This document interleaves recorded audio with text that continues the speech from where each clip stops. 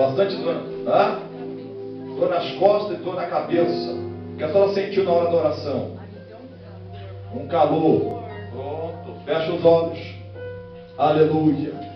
Quem crê no milagre? Só não põe a mão dela, só fique atrás dela. Deixa Jesus tocar nela. Isso. Sem ninguém. Isso. Olha.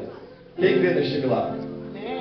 A igreja não está acreditando muito, não. Está pesado aqui para mim, sabe? Amém. Glória a Deus. Alguém acredita neste milagre? Então me dê as suas mãozinhas, receba o milagre da parte de Deus. Agora, em nome de Jesus. Pronto. Cadê a palma?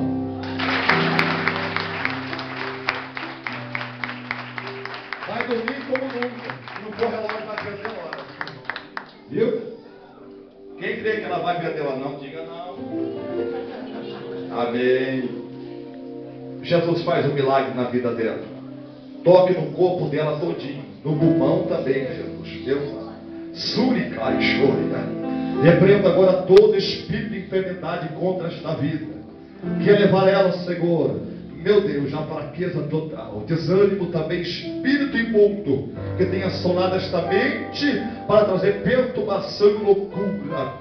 Saia depressão, saia angústia, saia toda a obra do inferno mandada. Sim! Em nome de Jesus. Ficou amarela.